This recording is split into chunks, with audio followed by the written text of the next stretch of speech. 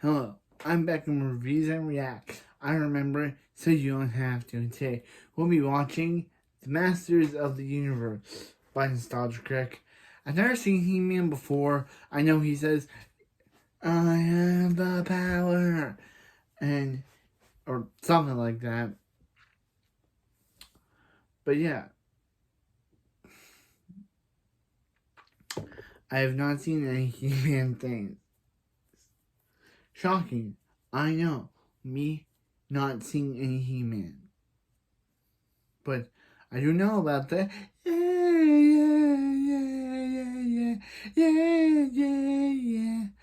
I say, hey, what's going on? Meme that they do with He-Man.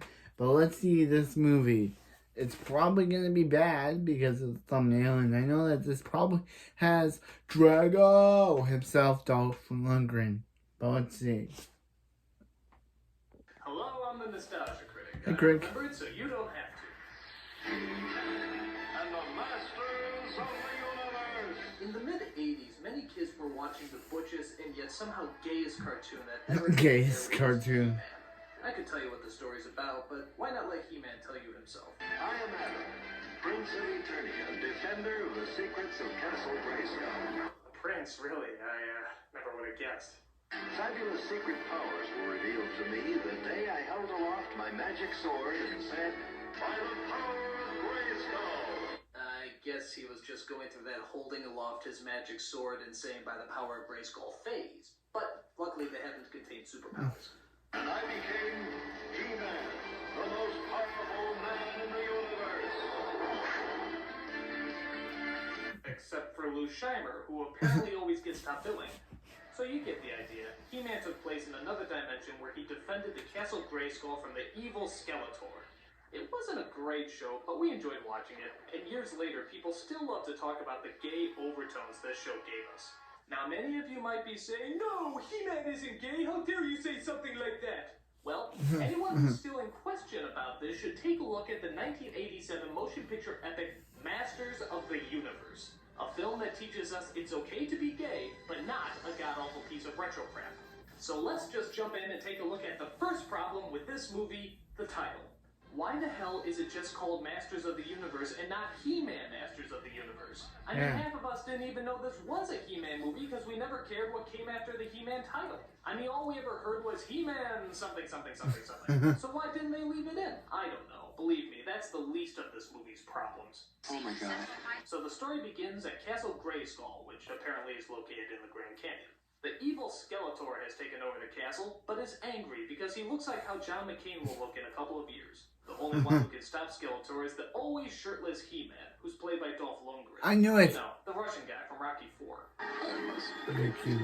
Trust me, I'd rather have you break me than sit through this ass fest. This guy is so foreign that I think even he forgets what accent he's supposed to have. Now, why are you so important to Skeletor? I've been looking for you. That's how Skeletor's troops got into the city and surprised us. It sounds Russianese. So He-Man is accompanied by his team, led by Man of Arms, who's pretty damn old compared to the cartoon, but not as old as John McCain in just a few years. Okay, that's the last John McCain joke I'll make. Intentionally. He's also joined by Tila, Man of Arms' daughter. Woman at arms. Hey, that's not funny. And Wildor, who I guess is supposed to be like Orko. But again, why didn't they just make it like the show and call him Orko? Sure, he looks like the gay love child of Yoda from Star Wars and Gizmo from Gremlins, but we're not that picky. We could still call him Orko and we'd buy it. And speaking of gay, just look at this first action sequence and tell me there's no homoerotic themes going on here.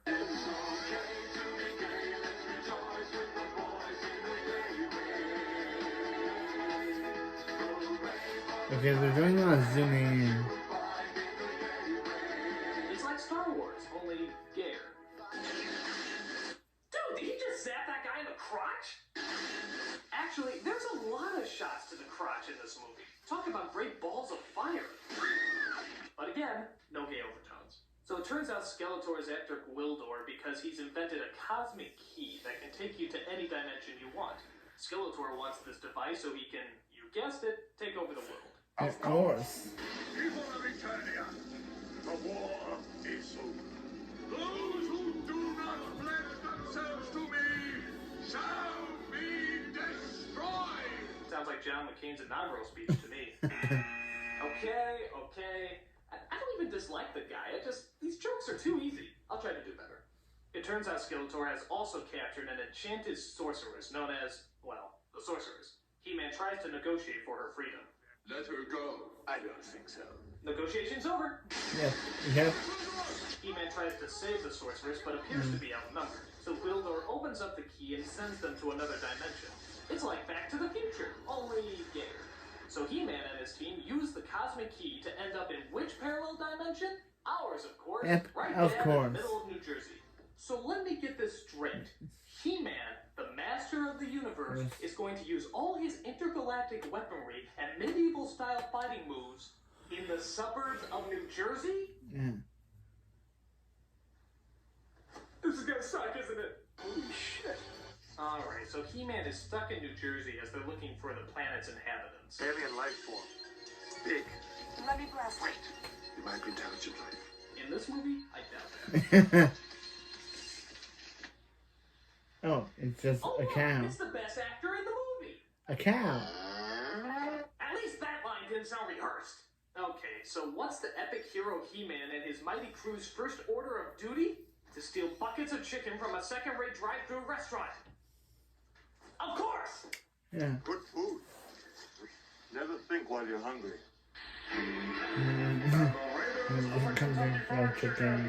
One of the people who works at that fast food restaurant is Julie, played strangely enough by Courtney Cox.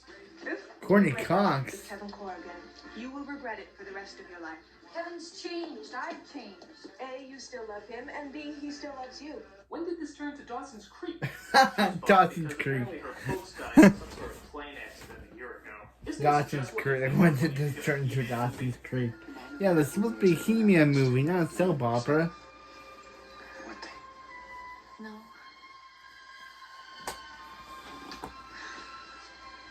And the masters of the depressing plot expositions. Meanwhile, Skeletor tracks down their position and sends out his evil team to find them.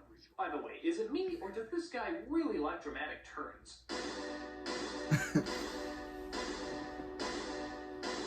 Seriously, I wish I had dramatic music every time I turn my head. I mean, what would...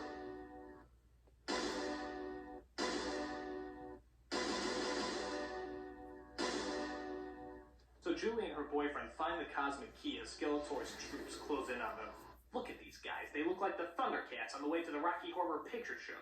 Yeah, that's what I thought too. Julie and her boyfriend are separated as Julie comes under attack by Skeletor's Muppet demons. He-Man senses babes and decides he wants to go after her. Yeah. Once again, we get an erotic dance number, which I suppose is supposed to be an action sequence. I'm sorry, but why does He-Man carry a sword if everyone else carries a laser? I mean, what is the purpose? I don't know. After He-Man rescues Julie, he decides to tell her exactly what he's looking for. Have you seen it? It's this large. It has lights on it. But again, no gay overtones. Meanwhile, Julie's boyfriend meets up with a cop played by the principal from Back to the Future. His job is to bitch and moan as often as possible. You can't order me around. What is this, a circus act? I got vandalism, I got arson. What the hell is going on out there? We got stuff blowing up in my face. Choice, really choice. This guy is so annoying he makes Chris Tucker look like James Earl Jones. Most of the time he's not even solving any crimes. He's just making fun of Julie's boyfriend and messing around with that cosmic key. Is it really wise to mess around with a dimensional manipulator? I mean, you never know what kind of damage you could be causing.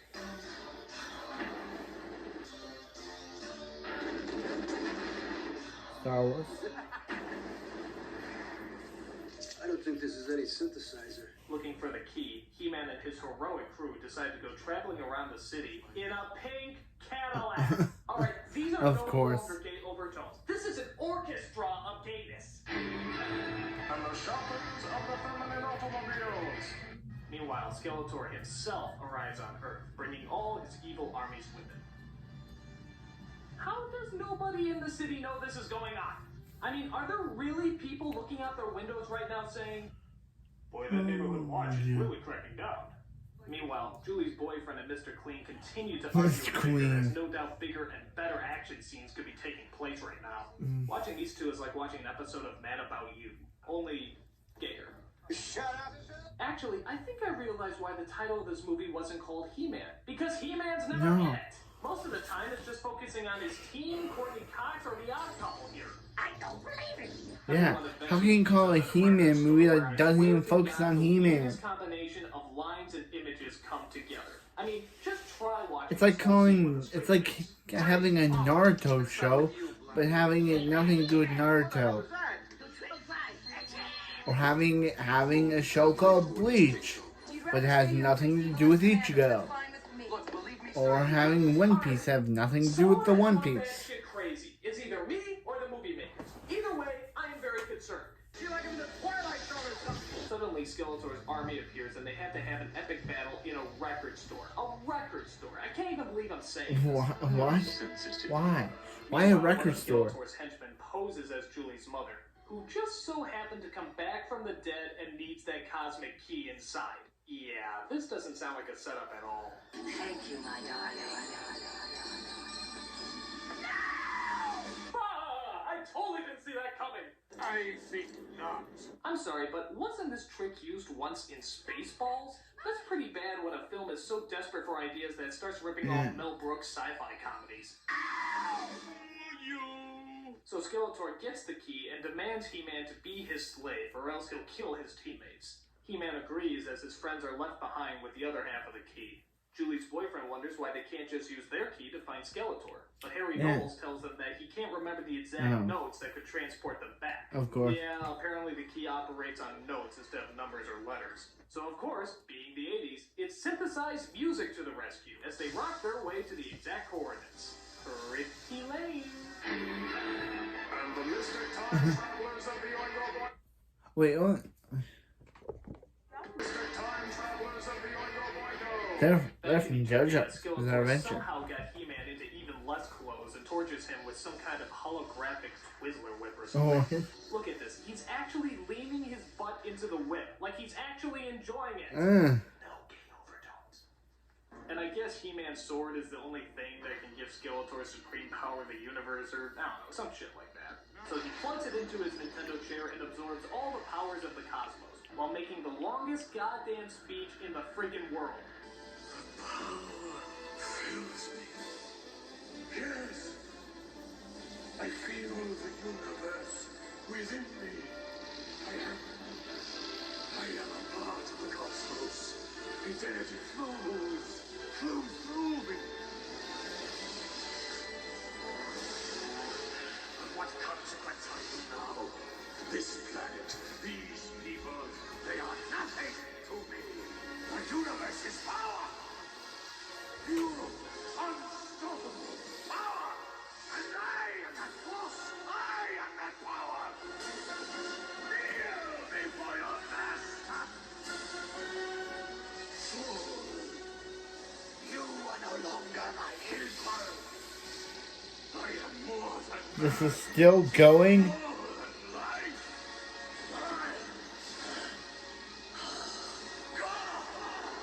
You really didn't have to have him say that in It's so long-winded and pointless. It's like being in a John McCain. You really did. Oh, I slipped. So after his speech is over, Skeletor uses his demonic powers to become a gay metallic Chiquita Bananator. What? But before he can destroy our hero, He-Man's friends come in to save the day. Of course.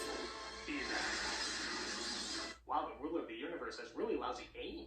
So He-Man breaks free and starts using his manly strength to defeat the soldiers. He does this by pushing over statues that are so strong, they actually bounce when they hit the ground. I guess they've been in the sun too long? So He-Man gets his sword back and battles the evil Skeletor metallic banana thing. It's kind of like Conan, only, well, you know. This battle takes forever, but He-Man finally defeats Old Skull and Crossbones. It's over. Oh, God, I thought this movie was never gonna end. For you. Really?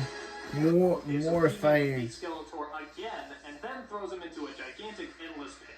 Is it me, or is this the slowest fall in the history of slowest falls? I think, I think that's a reference to Return of the Jedi. You man? You live? Can't orders. Don't say goodbye. There's an old Italian saying. Live the journey. For every destination What? is but a doorway to another. You look after it now. I will. Activate the doorway, Gumbo. Are you sure you don't want to go back to your classic history? So He-Man saves the day, the sorceress is rescued, and Julie gets sent back home.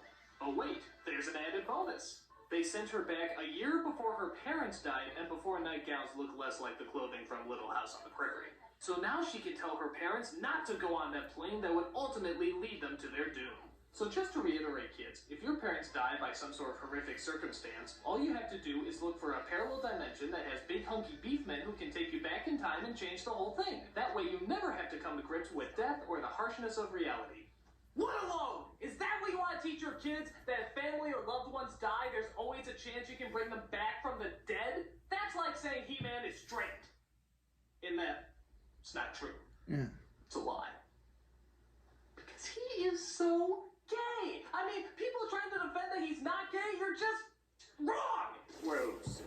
The only thing gayer than him is this movie. It's stupid, boring, and a flaming waste of time.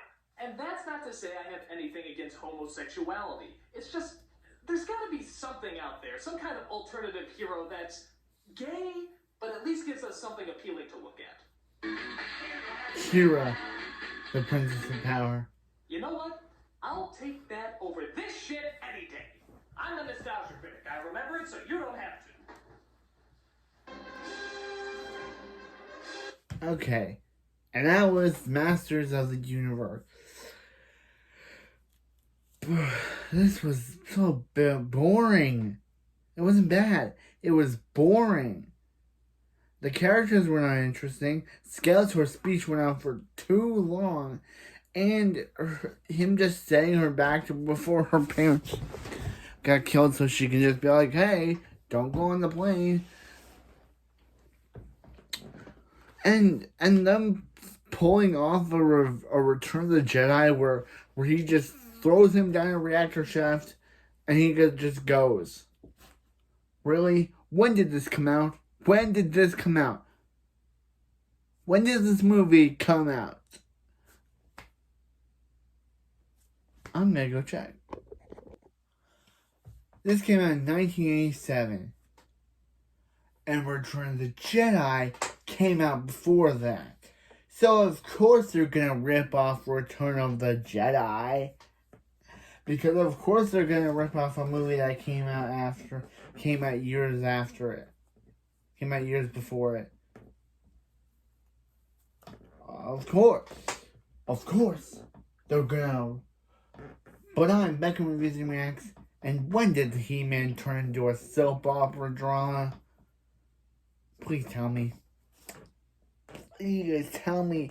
When did He-Man turn into a soap opera drama? When? Just when. I'm back in Reviews and React. I remember it. Please don't remember this. I remember it so you don't have to, but I won't be remembering this bore fest. See you next time.